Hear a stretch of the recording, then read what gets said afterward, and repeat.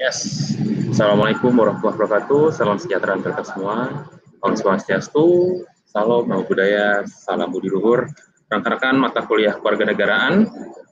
Kali ini saya bawa ada tamu, Pak Haryo Budi Rahmadi. Beliau adalah postdoc, doktoran dari mana Pak Haryo? Dari Universitas Pendidikan Indonesia, Pak Haryo ya. Dokter. Tapi jurusannya kewarganegaraan, yes. Jadi beliau ini pemerhati bela negara. Oh, bukan pemerhati Pak Haryo. Lebih ke mana Pak Haryo ya kita ya? Pelaksana ya. Karena semua orang melaksanakan bela negara menurut cara dan kapasitasnya masing-masing. Tapi kalau untuk kewarganegaraan memang sedari lahir ya. Kita ini dari lahir kewarganegaraan. Ada yang dari lahir, ada yang enggak.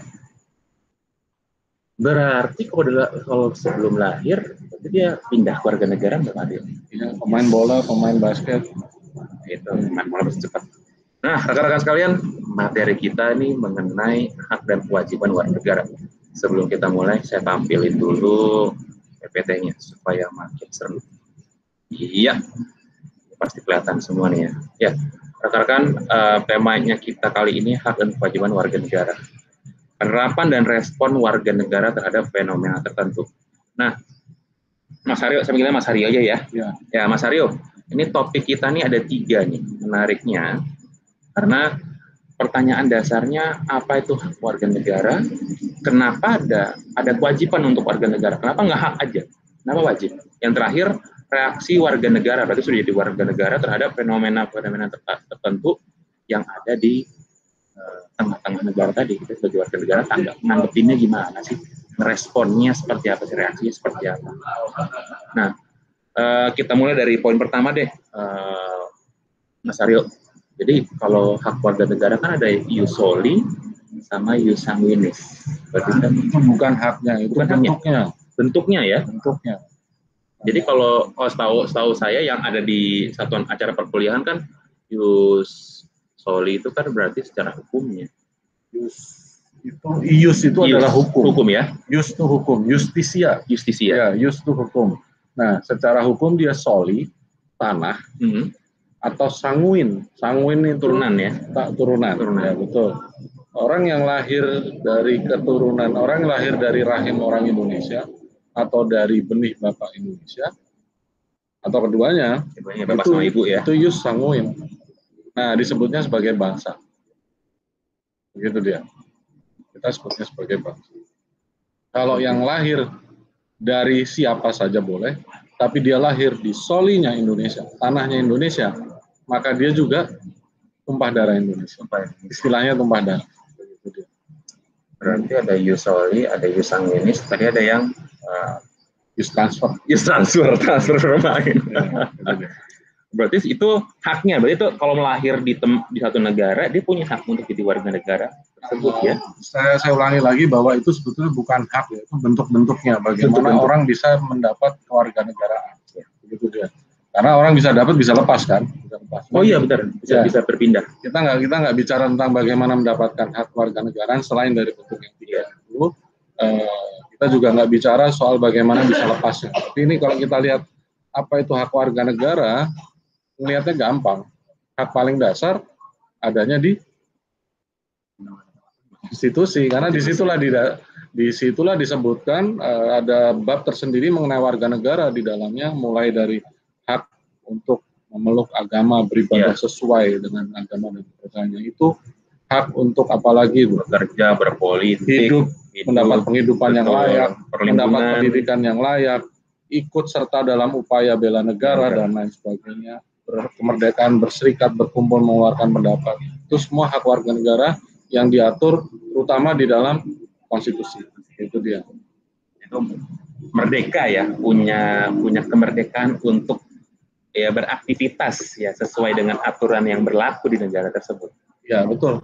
Makanya saya sebut konstitusi karena setiap negara hampir rata punya konstitusi. Ya. Ya. Dan di dalam konstitusi itulah disebutkan tentang hak-hak dan kewajiban warga negara. Jadi kalau kita lihat ada berarti walaupun apa ada pembatasannya ya. Pasti dong, pasti. Berarti itu hak. Jadi yang ini hak dasar berarti kita hak dasar. Karena konstitusi adalah hukum dasar. Ya, tapi haknya juga dasar. Nanti lebih detailnya lagi ya turunannya undang-undang. Lebih detailnya lagi segala jenis. Ada yang boleh disusun sendiri dalam bentuk kode etik dan lain sebagainya selama tidak melanggar hak dasar yang ditentukan dalam konstitusi. Kalau sudah ada hak, ada kewajiban. Ya. Kewajiban. Yang saya tahu sih hak kita punya kewajiban untuk membela negara di Undang-Undang 30, dan UUD 45 atau 30 ada kewajiban untuk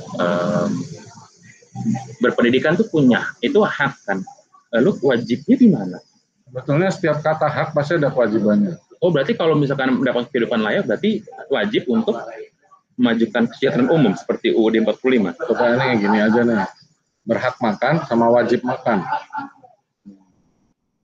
Orang kalau nggak makan mati. Betul. Iya, wajib makan itu wajib. Hak untuk pakai baju, sebenarnya tiap orang juga wajib pakai baju supaya dibilang beradab, kan begitu kan. Nah, kalau kita bicara hak dan kewajiban itu satu paket seperti bolak-balik mata uang koin lah. Orang zaman dulu selalu bilang begitu.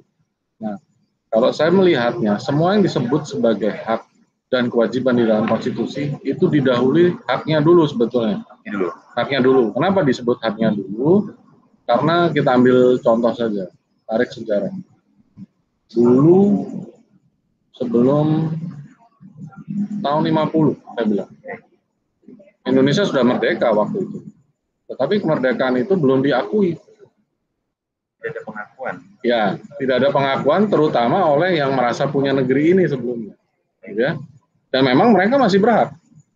Terus secara legal waktu itu Belanda masih punya hak terhadap tempat ini, terhadap Indonesia lah, India Belanda menurut mereka ya itu.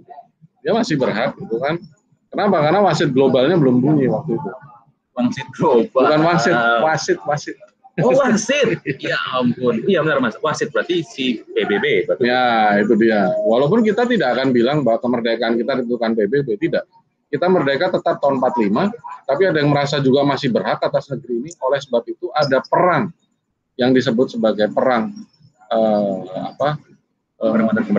merebut kemerdekaan, ya. Ada perang mempertahankan kemerdekaan. Nah, itu dia. Jadi pada tahun 45 sampai 50, Belanda itu melancarkan aksi-aksi yang kita kenal sebagai agresi militer 1 dan 2. Aksi polisionil. Ngakunya mereka polisionil. Kenapa? Karena menertibkan ekstremis. Ya. Jadi waktu itu kita ingin membela kemerdekaan kita, mereka bilang ekstremis. Orang radikal itu. Ya, dan lain sebagainya. Kita disebut ekstremis oleh mereka. Dan kalau kita lihat googling di internet, gambarnya sedih-sedih sebetulnya. Nah, dari sini sebetulnya ada satu kesadaran pada diri kita, bahwa ketika negara kita sudah merdeka, alhamdulillah, kemudian diakui oleh dunia internasional. Ya. Kemerdekaan kita tahun 45 itu akhirnya diakui dengan dikibarkannya bendera merah putih juga di depan gedung PBB di New York tahun 50. Di sini ada pengakuan dunia internasional sehingga ketika kita mau membela negara kita tidak ada lagi yang bilang itu ekstremis. Jadi karena semuanya sepakat untuk mengakui kita punya hak sebagai negara berdaulat begitu. Iya, betul. Nah di sini kita harus ingat dulu bahwa bukan saya mengatakan, sekali lagi saya tekankan, bukan saya mengatakan bahwa kemerdekaan kita baru setelah tahun 50 berkibar di PBB, tidak.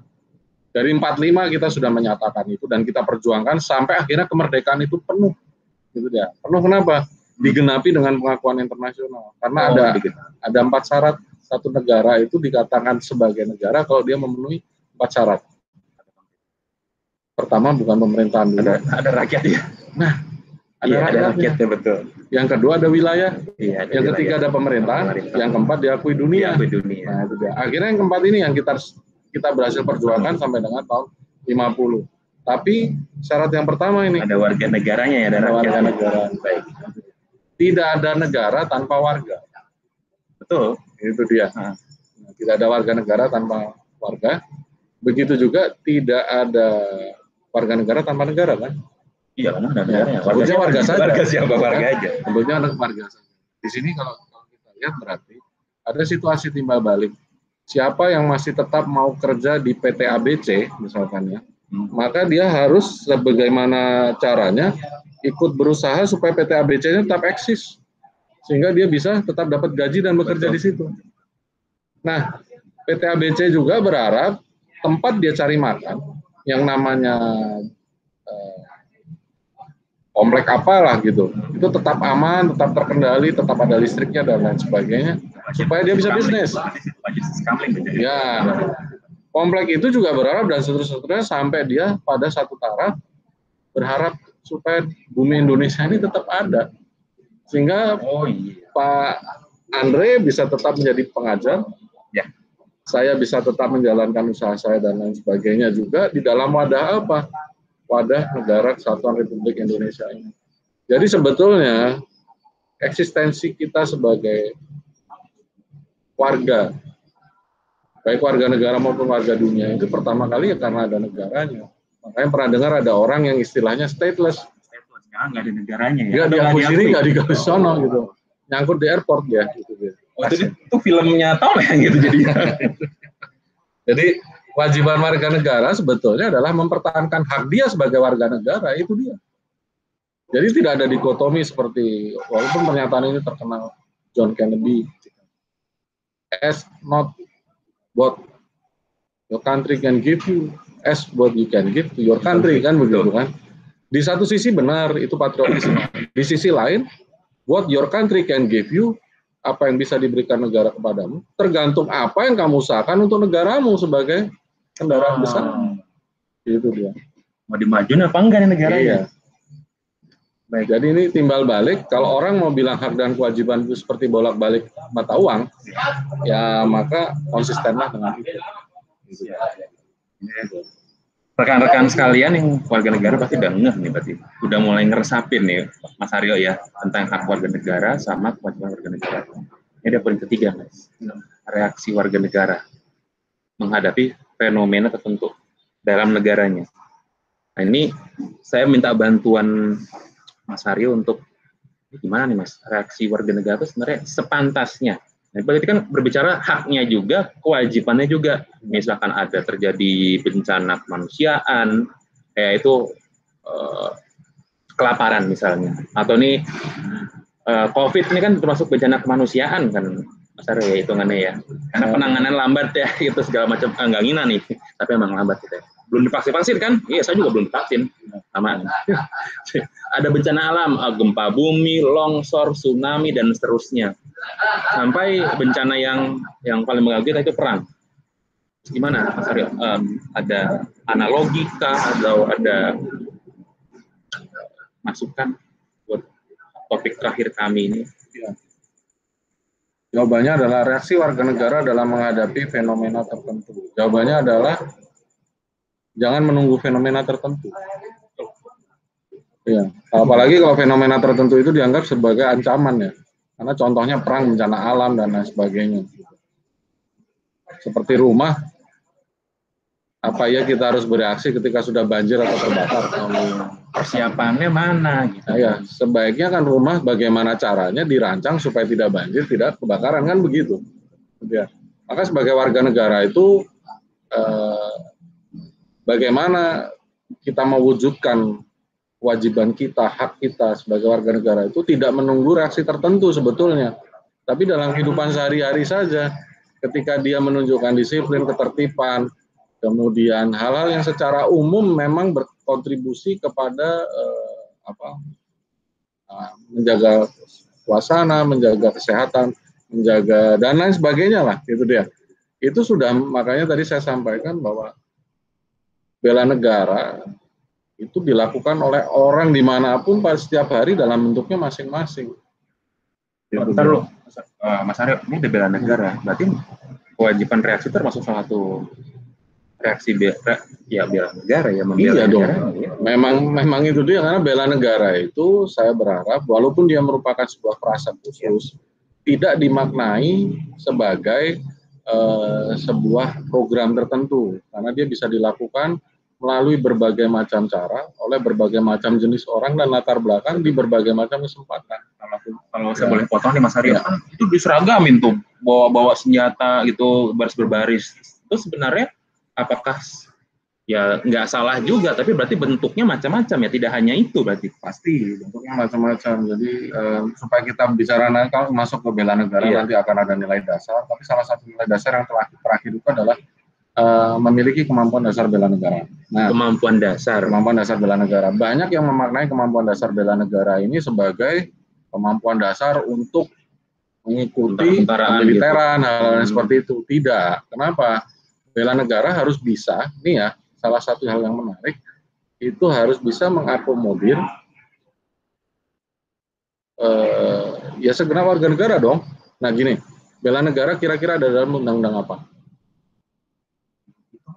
Undang-undang PSDN yang baru tahun 2019. Ya, pengelolaan sumber daya nasional untuk pertahanan negara. Sebelumnya ada nggak undang-undang yang memuat itu? Pasti, ya. Pasal 30 ayat 5 ayat 2. Di bab warga negara. Oh, di bab warga negara, bukan pertahanan, gitu dia. Nah, undang-undang sebelum undang-undang PSDN 23 tahun 2019 adalah undang-undang 3 2002 tentang pertahanan negara. Ya. Tapi undang-undang sebelumnya lagi yang mengatur tentang warga negara adalah undang-undang 39 tahun 99 tentang hak asasi manusia. Bahwa di dalam undang-undang HAM bahwa bela negara, hak untuk bisa membela negara, turut membela negara adalah bagian dari HAM. Kalau nggak mau dianggap ekstremis, diinjak-injak lagi sama menjajah, terserah. Itu dia. Makanya dia masuk pada hak asasi manusia. Maka ketika ada orang satu bangsa berusaha mempertahankan kemerdekaannya, dia harus diakui sebagai salah satu bentuk hak asasi mereka sebagai bangsa. Hak bertahan hidup, hak punya kedaulatan. Dari sini makanya kita sebutkan bahwa bela negara itu di dalam undang-undang HAM disebutkan setiap warga negara berhak ikut serta dalam upaya bela negara sesuai dengan ketentuan undang-undang. Maksudnya apa? Setiap warga negara dengan segala kelebihan dan kekurangannya harus bisa ikut membela negara. Misalkan jago masak, tapi nggak kuat lari, masa iya dipaksa dipaksa baris berbaris dan latihan militeran, padahal dia bisa masak cepat, masak sehat, masak banyak, buka dapur umum, ya, waktu ada bencana alam dan lain sebagainya. Kalau misalkan dia karena tidak bisa berseragam, tidak bisa baris berbaris, tidak kuat pusat dan lain sebagainya, terpaksa tidak bisa menyumbangkan kemampuannya memasak tadi, sayang sekali bagi negara. Nggak boleh terlalu spesifik, harus meluas ya. Memang dari bela negara dan kemampuannya masing-masing. Betul, di dalam Undang-Undang 3 2002 itu disebutkan undang-undang yang namanya membela negara itu bisa melalui macam-macam jalur partisipasi warga negara. Bisa lewat TNI, bisa lewat pendidikan kewarganegaraan, juga bisa lewat profesi gitu dia. Berarti reaksinya adalah jangan tunggu reaksi, tapi persiapkan sebaik-baiknya. Iya dong. Yes. Berarti kalau kita summary nih, berarti dari hak dan kewajiban warga negara itu adalah dasar dari hak asasi manusia. Dasarnya hak asasi manusia. Salah satu wujudnya hak dan kewajiban warga negara. Kemudian, kalau bagaimana reaksinya kita responnya kita menghadapi fenomena tertentu, ya responnya bersiap. Iya betul, bersiap. Baik. Ini menarik sekali nih sama Mas Haryo, tapi poinnya cuma 3 dan saya bilangin cepet. Ada satu lagi sih sebenarnya. Kalau malas bersiap minimal jangan ngaco. Rekan-rekan udah denger ya, jangan ngaco. Oke. Mas Haryo, ini ada kayak tadi bawa buku Mas, kayaknya ada masukan nggak buat rekan-rekan nih kalau misalkan mau cari soal warga negara. Ini nggak jualan, tapi saya juga baru tahu rupanya ada buku berbahasa Indonesia mengenai pendidikan kewarganegaraan. Kira-kira bukunya apa tuh Mas? Boleh dikasih lihat Mas buat rekan-rekan. Ini buku ini Teori dan Landasan Pendidikan Kewarganegaraan, editornya Profesor Dr. Abdul Aziz Wahab dan Profesor Dr. Satria, dua-duanya beliaunya adalah guru besar Universitas Pendidikan Indonesia. Nah, satu-satunya yang memiliki program pendidikan kewarganegaraan di Indonesia ini. Nah, sebetulnya banyak ya buku-buku tentang teori dan landasan pendidikan kewarganegaraan. Hanya kalau saya boleh sarankan, pendidikan kewarganegaraan itu tidak sebetulnya di era seperti sekarang ini tidak bisa kita lokalisir semata-mata pada membangun hal-hal yang sifatnya doktriner saja, gitu dia. Kasih ajakan Ya, pahamin, betul. kasih pahamin, kasih. Nah, jadi di dalam buku ini pun dikembangkan pendekatan ilmiahnya, komparasi regional dan bahkan global, untuk kemudian kita bisa menyeimbangkan antara apa? Bukan kita sok-sokan ngomong global kemudian keseimbangan antara identitas nasional dan global dan sebagainya. Bukan itu sebetulnya. Karena tetap pendidikan kewarganegaraan mau di Amerika, kayak mau di Jepang, mau di mana, intinya adalah untuk membela kepentingan nasionalnya sendiri dulu, gitu dia. Tapi cara terbaik untuk membela kepentingan nasional adalah dengan cara mengetahui juga aspek-aspek lingkungan strategis yang mempengaruhi kita. Topik yang ini nanti pertemuan yang lebih lanjut. Iya. Karena di kewarganegaraan nanti kita akan membahas salah satu topiknya di pertemuan kelima atau keenam mengenai bela negara, Mas Aryo. Ya, kita akan undang Mas Aryo di sesi itu. Boleh ya, Mas ya? Boleh. Undang lagi ya. Kita ulas lagi. Ini moga-moga nih. Malam ini spesial sebenarnya. Saya ngundang beliau jauh-jauh datang dari Bandung, dari UPI Bandung. Saya undang, tapi saya nyampe sini udah malam. Dr. Andes kopi tertutup. Tadi saya ngajak kopi-kopi, saya doang yang ngopi. Cuma dapat teh manis saja. Sekian kawan-kawan, tetap Bentar, sebelum ditutup. Waduh, ada apa nih? Ada pesan berikutnya jangan ngundang saya lagi. Aduh, gantian saya undang ke Bandung. Siap kalau begitu. Nanti kita live dari Bandung buat rekan-rekan sekalian. Insya Allah. Demikian Mas Aryo, terima kasih. Mau saya undang datang ke Budi Luhur. Situasinya hari ini syahdu, Mas. Ya kan, ngomongin kewarganegaraan bersama calon dokter. Ya, wabillahi taufiq wal hidayah. Wassalamualaikum warahmatullahi wabarakatuh. Salam sejahtera dan tetap sehat, tetap semangat. Salam Budi Luhur. Om Santi, Santi, Santi Om.